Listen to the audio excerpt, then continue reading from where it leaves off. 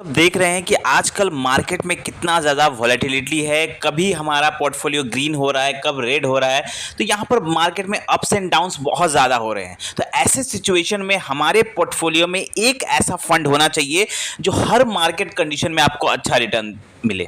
ऐसा एक फंड का कैटेगरी जो आपको हमेशा एक कंसिस्टेंट और अच्छा रिटर्न बना के दे, जिससे आपका जो पोर्टफोलियो है एक बैलेंस पोर्टफोलियो रहे और आपको हमेशा एक अच्छा रिटर्न देखने को मिले, आपका पोर्टफोलियो हमेशा पॉजिटिव में जाए। तो हम आपके लिए एक ऐसा ही म्यूचुअल फंड लेकर आए हैं जिस म्यूचुअल फंड में आपको ज़रूर इन्वेस्ट करना चाहिए। अगर आप जितने भी म्यूचुअल फंड में इन्वेस्ट कर रहे हैं, कम से कम इस कैटेगरी के फंड में आपको एक म्यूचुअल फंड तो रखना ही चाहिए।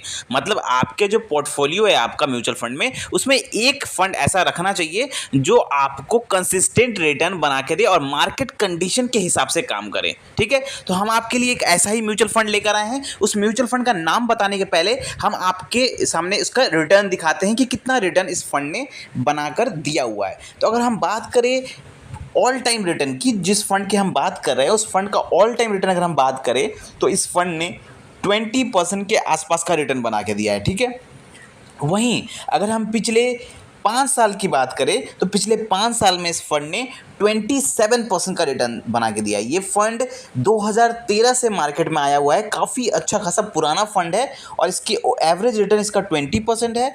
पिछले 1 साल में इसने 27% का रिटर्न बना के दिया है। और अगर हम पिछले 1 साल की बात करें, पिछले 5 साल में इसने 27 बनाया है और पिछले 1 साल में इस फंड ने 56% का शानदार रिटर्न बना के दिया है। रिटर्न के मामले में इस फंड ने बहुत ज़बरदस्त परफॉर्मेंस किया है। अगर हम वन टाइम इन्वेस्टमेंट की बात करें तो कोई अगर 5 साल पहले इस फंड में 1 लाख रुपए इन्वेस्ट करके छोड़ दिया होता तो आज उस 1 लाख रुपए की वैल्यू 3,35,000 रुपए के आसपास होती। सोचिए कितना ज़बरदस्त रिटर्न बना के दिया है इस फंड ने।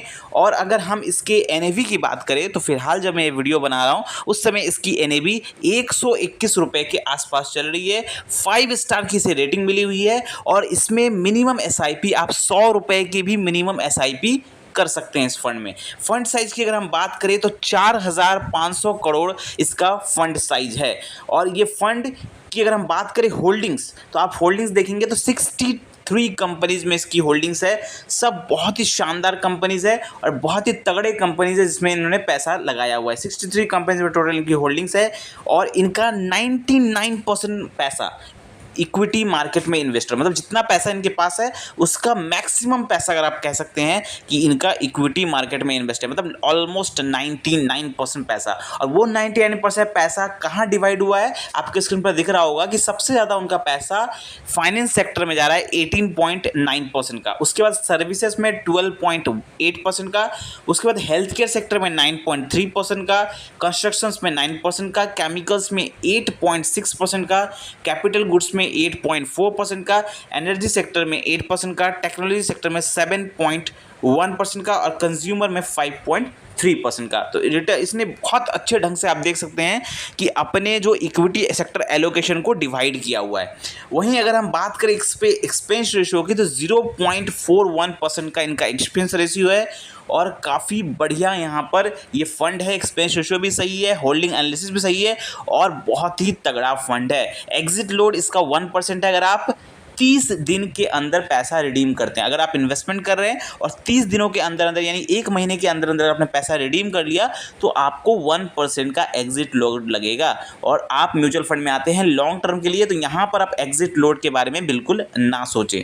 ये फंड बहुत ही ज़बरदस्त है। अगर आप इसमें एसआईपी करना चाहें तो मिनिमम आप 100 रुपये से एसआईपी कर सकते हैं, लेकिन मैं रिकमेंडेशन करूँगा कि आप अपने पोर्टफोलियो का एटलीस्ट आप 20% इस फंड में दे सकते हैं, क्योंकि फंड बहुत ज़बरदस्त है और इस टाइप का फंड आपके पोर्टफोलियो में ज़रूर होना चाहिए। एक कम से कम एक ऐसा फंड ज़रूर होना चाहिए। तो इस फंड का नाम हम जल्दी से आपको बता देते हैं। इस फंड का नाम है दोस्तों JM flexi cap fund direct plan growth.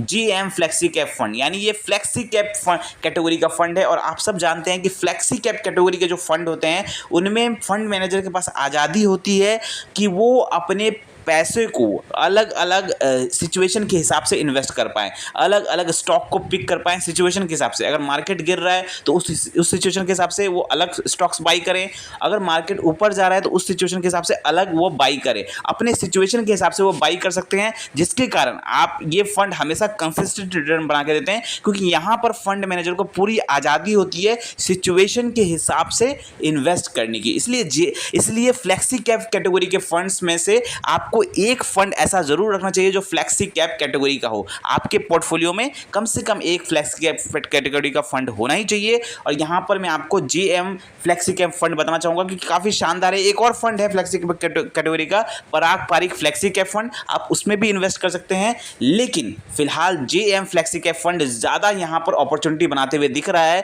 क्योंकि यहाँ पर अभी फिलहाल अगर हम बात करें इसके फंड साइज की तो सिर्फ 4,500 करोड़ का फंड साइज है, और यहाँ पर इसमें बहुत कैपेबिलिटी है आगे जाने की। तो डेफिनेटली आपको जेएम फ्लेक्सी कैप फंड यहाँ पर आप इन्वेस्टमेंट आपको ज़रूर करना चाहिए। कम से कम आपके पोर्टफोलियो में एक फ्लेक्सी कैप फंड ज़रूर आपको रखना चाहिए। तो आई होप आपको ये वीडियो अच्छा लगा होगा। इस फंड से रिलेटेड कोई भी डाउट, कोई क्वेश्चन है तो कमेंट करें। मिलते हैं कल एक और वीडियो के साथ। थैंक यू, धन्यवाद।